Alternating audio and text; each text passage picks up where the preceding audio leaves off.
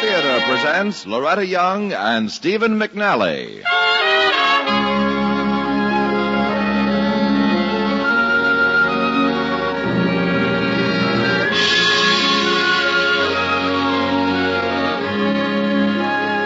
From Hollywood, the Mutual Network, in cooperation with Family Theater, presents The Man Who Bought the Phone Company, starring Stephen McNally. And now, here is your hostess, Loretta Young.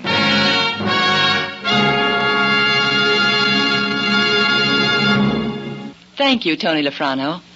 Family Theater's only purpose is to bring to everyone's attention a practice that must become an important part of our lives if we are to win peace for ourselves, peace for our families, and peace for the world. Family Theater urges us to pray. Pray together as a family.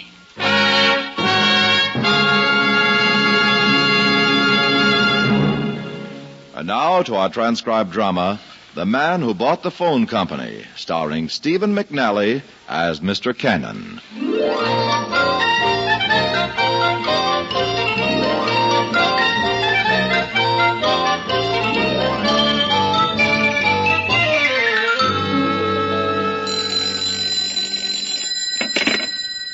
Yes? Mr. Cannon, please. I'm sorry he's not in yet. This Forbes over in the rolling mill. When do you expect him? Any minute now, Mr. Forbes, but he left word that he wasn't to be disturbed any time before 10:30. No calls, no messages, not a thing. I'll tell him you called, though. I've got to see him. That I'm new leader. sorry, Mr. Forbes, but he said he wouldn't see, listen, or talk to anyone before 10:30. I'll put you down for 10:31. Yes? Miss Littlefield? Yes? Mr. Cannon's chauffeur just dropped him off in the lobby. Oh, thank you, Miss Bates. Yes? Mr. Carter, Mr. Cannon's chauffeur just dropped him off in the lobby. He's probably on his way up in the elevator right now. I'll be right over. Yes? Mr. Tunstall, Mr. Cannon's on his way up. You'd better hurry. Yes? Mr. Riverfont, JL's on his way. I've already called Carter and Tunstall. Remember the meeting's at 9 sharp. What time is Clandon getting here? 9 sharp with the rest of you if he knows what's good for him. I had one of the girls retype that brief with the changes you dictated. Good girl. Be right along. Good morning, Mr. Carter. Morning, Miss Littlefield. I suppose you at least know what JL's got cooked up for us this bright AM. It's got something to do with the stock transferal. That's the best I've been able to get. Excuse me. Oh, morning. Morning. What that is? Well, what's the great man planning for today? Why ask me? I'm just the first vice president. Aren't we all? Well, whatever it is, it better be good. You mean on account of the Lanson deal? Yes. And after I bought up the whole site for less than $12 an acre. Say, I wonder how a golf course would do there. Did I tell you I spoke to Riverfront yesterday at the club? No. He thinks it was something to do with utilities. Big, too. You'd think JL would let down a little bit, wouldn't you? Well, he didn't get this far by letting down. You know, in a way, JL's is sort of a miracle. He's something they said couldn't happen anymore, a tycoon up from the shops. And not 40 at that. Well, I'd hardly call our advertising department the shops. No, but how often do one of those copy devils make the big league? Without backing, I mean. Oh, hello, Henry. Good morning, gentlemen. What's up, anyhow? JL spoken to either of you about this? Nothing. Is he buying or selling? He's already bought, or I should say foreclosed. On what? Well, I don't really know. It's big, a lot of property and stock involved. You know that, but you don't know what it is. No, you see, what he's actually done is to buy up a lot of notes outstanding. 3 or 4 banking chains involved. Well, it couldn't have been too big if he did it out of surplus. Yeah, but he didn't. He refinanced the whole operation, and it's going to cost us, too. Oh, my dear. That means a complete new set of charts. And just as I was beginning to understand the old ones. But we are still in the steel business, are we not? Oh, I'm sure of that. Unless, of course, this new thing is more of the same. In which case, we now are the steel business. Be just like JL to buy something like GM or Chrysler. Good morning. Morning, gentlemen. Good morning, J.L. I'm very sorry to be late. Have you been waiting long? No. Has everyone had coffee? Have you, Mr. Tunstall? Bright and early, Jay. Yes, me too, J.L. I couldn't sleep very well last night. I wonder if I'm doing the right thing. Well, to tell the truth, J.L., we've been a bit curious about that ourselves. Just what is it we're buying? Oh, I'm sorry, gentlemen. In the rush of settling all the details, I neglected to... Yes? Mr. Clandon is here with the contract, sir. Very well, Miss Littlefield. Send him right in. Clandon? Isn't he Corporation Counsel for Universal Bell? That's correct. Good morning, Mr. Clandon. Good morning, sir. Mr. Clandon, Mr. Tinsel. How do you do, Mr. Carter. I do. And our Corporation Counsel, Mr. Riverfont. Mr. Riverfont. Well, I've brought everything for your signature. Oh, very well. Might as well get on with it then, eh? Would you sign first, Thaddeus? Very well. Very well. Right on that line. Mm-hmm. Fine. Now you, Jim. Just below. Very good. And now you, Henry. Say, J.L. Just below Mr. Riverfont's signature, thank you. All right. Fine. And now you, Mr. Cannon. Yes. And now me. That makes it official. At last. I've finally done it. It took 15 years. Yes, it's all yours now, Mr. Cannon. All mine. J.L., is something wrong? Wrong? J.L., pardon me. What have we bought? Oh, that's right. You don't know. Well, now I'll tell you. We've bought the phone company. The phone company? All of it? Lock, stock, and barrel. 15 years. 15 years I've waited. But, J.L., the phone company, what do you want with that? It's a good investment. A fine one, eh, Clandon? Oh, yes, fine. Cheap at twice the price. And that's not all. Not by a long shot. There's something else about the phone company.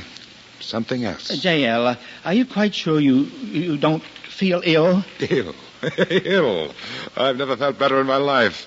Clandon. Yes, sir. You're working for me now. I hope to be, sir. You are. I'm looking for an employee of yours. Wait, I have the address right here. Yes, a Miss Birdie Johnson. She's a supervisor with you. I mean with me. A friend of yours, Mr. Cannon? A friend? Oh, well, do you happen to know where she works? I just told you, the phone company. With my phone company. Oh, yes, sir. Find her. Yes, sir. Right away, now. Yes, sir. I'll get on it immediately. And let me know the minute you have, no matter what hour of the day or night. The very minute, sir. Goodbye, sir. Good man, that Clandon. I think he's going to get on. J.L., would you mind telling us what in heaven's name you're doing? The phone company? What do we want with that? It'll take us 1,000,000 years to pay for it. Nothing of the kind. It's like buying the world. Thaddeus, am I to understand that you disagree with the manner in which I'm discharging my duties? Why, no, J.L. It's just that I was curious as to what you had done. I've bought the phone company. That's what I've done. Any other questions? No. That seems to cover things. Well, very well, then. This meeting of the board of directors is hereby adjourned. Now, let's start priming the pump, shall we? Go out and make a few phone calls.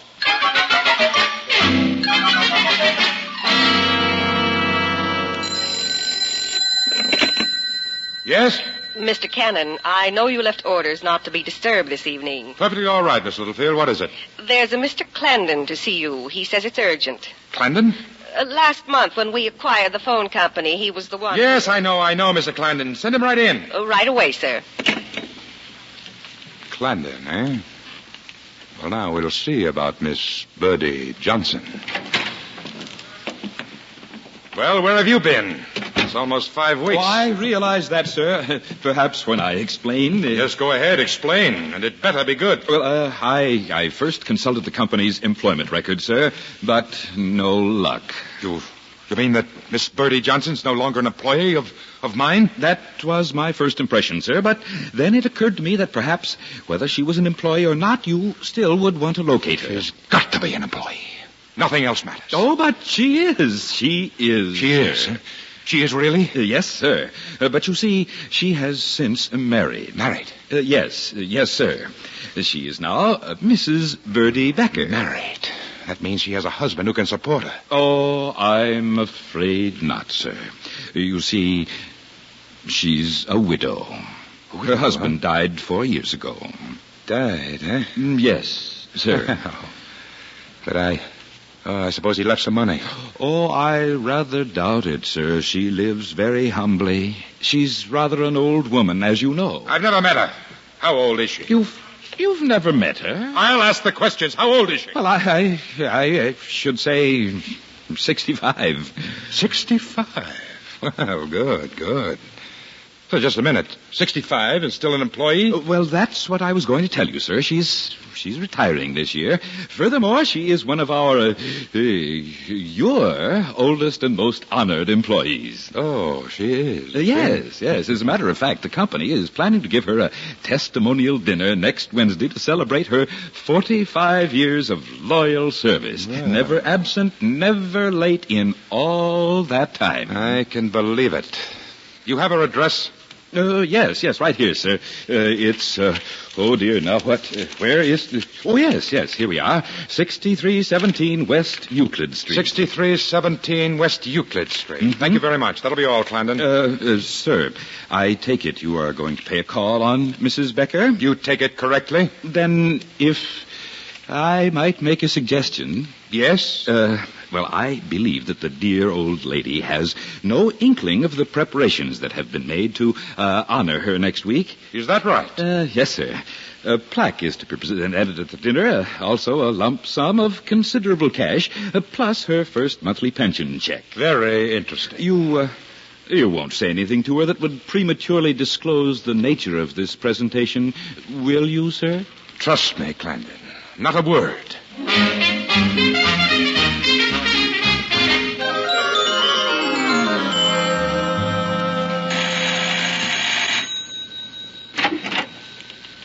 Yes? Mrs. Birdie Becker? That's right. Nay, Miss Birdie Johnson? Yes. Do I know you, sir? My name is Cannon, James Cannon. I'm the new president of the phone company. The new president? Why, I'm overcome. Oh, please do step in, Mr. Cannon. Thank you. Please sit down. Thank you. I can't tell you what an honor this is, Mr. Cannon. The pleasure is all mine, Mrs. Becker. You seem quite young to be such a successful executive, Mr. Cannon. Do you have a family? Oh, no, I'm all alone in the world. Just like you. Yes. Before I state the exact purpose of this call, Mrs. Becker, I'd like to confirm some information about you. Oh, by all means. You've been with the company for how long? Almost 45 years. Never late, never absent. Mm-hmm. Can you tell me where you were stationed, that is, in what branch, during the month of August 1939? Now, let me see. 1939. Yes. I was working upstate in the Watertown office as night supervisor. I thought so. I beg pardon? That information coincides with my own. Oh, I'm happy to hear that. Now, let us stretch your memory. Yes? Do you remember anything remarkable that happened to you on Thursday night during the second week of August, 1939? Let me see. Oh, that goes back quite a way. 15 years. Well, Monday was my night off, so I would have been working on a Thursday. Undoubtedly. Then if it did happen, this something remarkable, it was while I was on duty. Think hard. Did anything bothersome or unusual come up in the office that night? Not that I recall. A dissatisfied customer, perhaps. Someone who complained about the service. I don't... Oh, now let me think, Mr. Cannon. It does seem there was something. Yes? There was one call. I think it was that night. It was a young man, as I remember. Yes, it was a young man. What seemed to be the trouble? He was furious. In a way, I felt sorry for him, but I could do nothing about it. About what? Well, you see, This young man was calling from a payphone, one of those public booths they have next to gas stations and whatnot. Yes? And he wanted to make a toll call to Brand City, nearly 100 miles away. Brand City, yes. Yes, but you see, he didn't have the correct change. In fact, all he had was a $10 bill, and it was nearly 2 a.m. I offered to put the call through for him collect, but he didn't want me to do that. Did he give any reason for not wanting you to? Yes. Now, as I recall, he was calling a prospective employer. I think it was the night editor of some newspaper in Brand City, and he thought a collect call would look, well, rather bad. So what happened? Well, I couldn't put the call through for him. It's against the rules. Against the rules, Yes. huh? Tell me, was it an important call? He said so. He said it was about a job and that he had to speak to the man that night. He was out on the edge of town somewhere. I guess he never got the job, poor fellow. You know, I've often wondered what became of him. Shall I tell you, Mrs. Becker? Do you know him? I am him. No. Yes. Oh, I can't believe Here's it. something else you may have trouble believing. You're fired. Fired? From the phone company? From the phone company, forever and ever. Oh, you can't, please. Fired, believe me. Sacked, out, unemployed. Mr. Cannon, I've been a loyal employee for 45 years. Well, you're not one anymore. You're canned permanently. But my pension. Forget it. No pension, no severance pay, nothing. Mr. Cannon, have a little pity. Did you have any pity on me that night? Oh. When my whole career hung on a phone call? Did you? I offered to put your call through collect, didn't I? All right, Mrs. Becker. I'm not an unfair man. Anytime you want to make a collect call anywhere in the world, just get in touch with my phone company. We'll be glad to handle it for you. Good night.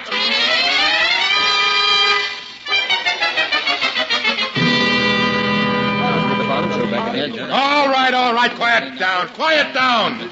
I fire the woman, and that's that. But, J.L., the newspapers are making mincemeat of us. Yeah, and the stockholder. And the union people. And the non-union people. They say it's the worst blunder management has made in the last 50 years. Now, let me tell you something, all of you. I did what I did. I even the score with that old reprobate. And all right.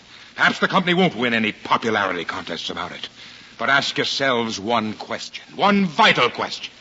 Has it hurt business? Well, no, of course not. But the publicity... Publicity, who cares? Let the public howl. I've got him over a barrel. You can't get away with it, Oh, J.L. yes, I can. That's what's so perfect about it. The perfect revenge. I fired her. I cut her off without a cent. And there's nothing, absolutely nothing anyone can do about it. J.L., listen to reason, will you? Now, you've had your revenge. The old lady's testimonial dinner is just 3 days off. I've had 2 public relations counsels working on an idea all afternoon. What idea? Well, we'll say the whole thing was a joke, just a gag, see? A gag? Listen now, it's a natural. We'll say that you're losing that job because of Mrs. Becker's devotion to the company rules was actually the turning point of your life. At first you were angry, naturally. But then as you began to climb the ladder of success, you realized that you owed all of it to her. That's a lot of hogwash. Well, in a way, it's true. It is J.L. not. One of it is. She's fired, and that's that. J.L., reconsider. She's such an old lady. And she's never been late or absent. I'll bet she wishes she'd been absent that night 15 years ago when I tried to call Brand City. J.L., now please think it over.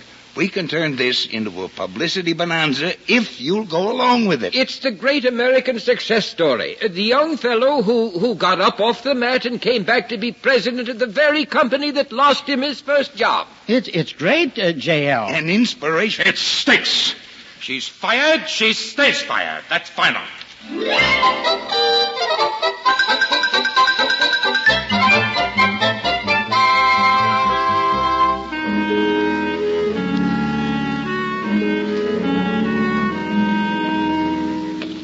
Would you like to go in now, Mr. Tunstall?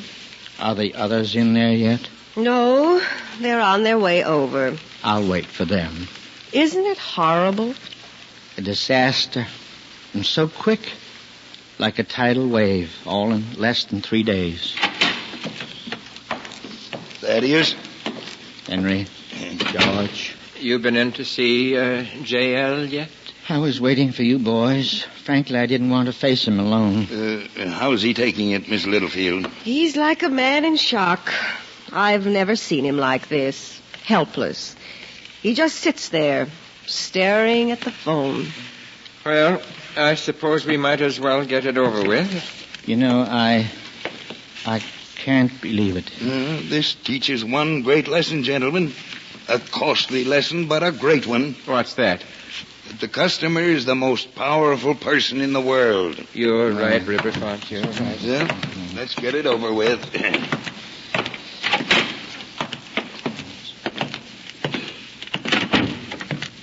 JL. JL, it's us. Your board of directors. Don't you recognize us? Huh? Oh, yes. I guess my mind is wandering a bit. Excuse me, gentlemen. Sit down, won't you? Can I help you? No, things are kind of slow around the office, and we thought we thought you might like some company. I don't suppose the information matters much, but we just had a traffic report from the Western Division. Yes, as a matter of fact, traffic seems to be on the increase again in the West. Huh? On the increase? Yes, this morning over 20 people made phone calls in California alone. 20 phone calls in all of California for the whole morning. Of course they were emergencies, but it's an increase, JL. The one thing I didn't think possible, a boycott by the public. A nationwide boycott. It's incredible. It can't last, JL. They've got to crack sooner or later. They've got to crack. Do you know we've lost over $20 million in the last 48 hours? $20 million because of that woman? Well, now, let's face it, JL. We tried to talk you out of firing her. That's right. Blame me. It's my fault. I deserve it. JL, what are we going to do? I've racked my brain. I just don't know. We're licked. An aroused public, the one thing that cannot be ignored. JL, have you considered hiring her back? Considered it. I'd give my life to hire her back. But I can't find her. And no one will cooperate with me. I can't make an outside phone call. Nobody answers. Nobody. Nowhere. They refuse to use the phone. Our own people won't even answer the phone. I tell you, this boycott of me is so complete, it's overpowering. I don't see how people are doing it. An aroused public can do anything. But how do they communicate with one another? They don't communicate, that's all. And they probably found they aren't missing a thing. You've tried to call her, JL? I've even been over to her house. Maybe she's moved. I don't know. She's gone somewhere. What about a detective agency? I've been calling detectives agencies all morning. Look.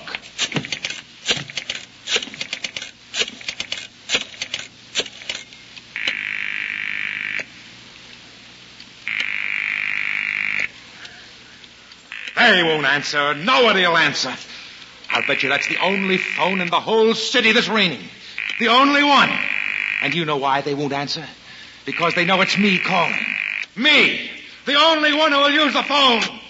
I tell you, we're licked. How long can we hold out? Oh, who knows? Maybe another day or so. Maybe even not that long. Won't the bank give us an extension? They will not. And they sent a vice president over here to tell me that this morning. They sent him, mind you. Wouldn't even use the phone to let me know that. Well, I guess there's nothing we can do but ask the court to appoint a receiver. But... Well, listen. Am I hearing things? It's the phone, JL. Your phone. Right there on the desk. You mean this one? It's got to be. Yes, it's the only phone in the room. But we're just imagining it, huh? Pick it up and find out. It sounds like a phone. Well, what can you lose? Pick it up. If it's a wrong number. If it's a wrong number. Go ahead and answer it. Hello? Hello. May I speak to Mr. Cannon, please? Who? Mr. Cannon, is this the phone company? Yes. I'd like to speak to the president, Mr. Cannon. Oh, this is Mr. Cannon.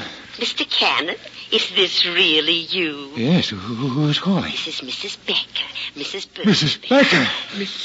Mrs. Becker. Is it you? Yes, Mr. Cannon. Oh, I'm awfully sorry about all the trouble I've caused the company. The company? Yes, the phone company was very good to me. It's been my home for almost 45 years, and I hate to see it hurt like this on account of me. Why, it wasn't your fault, Mrs. Becker. Oh, I know what the papers are saying about you, Mr. Cannon, but I feel that perhaps it was my fault after all. And now everybody's angry, and all my friends are going to lose their jobs. Is that what you're worried about, Mrs. Becker? The other people who are going to lose their jobs? Oh, well, of course. They love the company just as much as I, and now they'll have to leave. Mrs. Becker. I was wondering, Mr. Cannon, if we might not be able to, to sort of pretend that you were hiring me back just for the newspapers. And then, after a few days, I could quietly resign. Resign? Yes, for the good of the company. For the good of the company. Are you still there, Mr. Cannon? Yes, I'm still here, Mrs. Becker. And so will you be, Mrs. Becker. As long as you want. You mean I'm hired again at my old job? Yes, and, Mrs. Becker, if anyone else wants to make a toll call from a phone booth and doesn't have the money... Yes? You tell them it's against the rules. Against the rules. Do you hear me, Mrs. Becker? I'll back you up.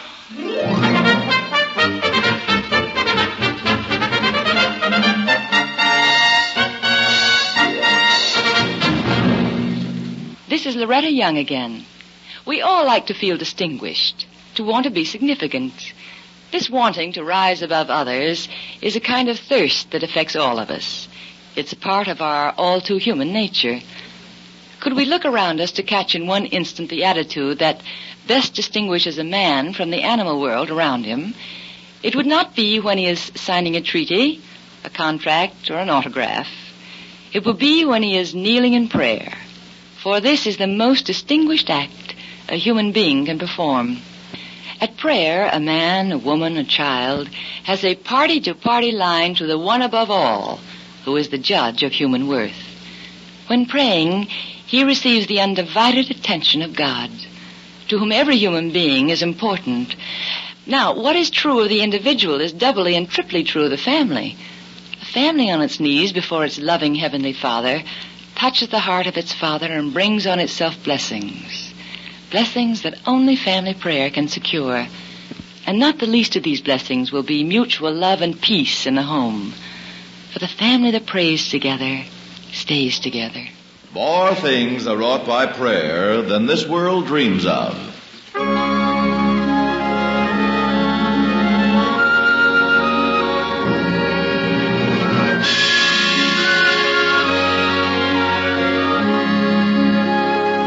From Hollywood, Family Theater has brought you transcribed The Man Who Bought the Phone Company, starring Stephen McNally. Loretta Young was your hostess.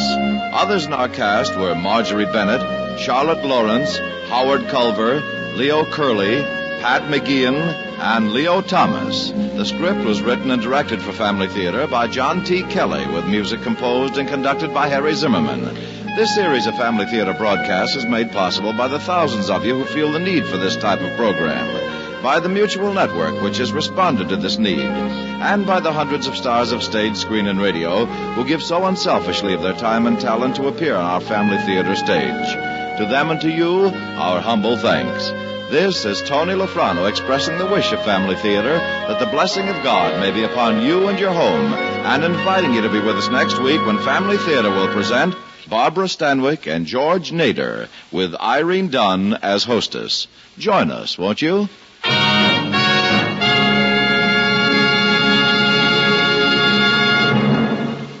Family Theater is broadcast throughout the world and originates in the Hollywood studios of the world's largest network. This is the Mutual Broadcasting System.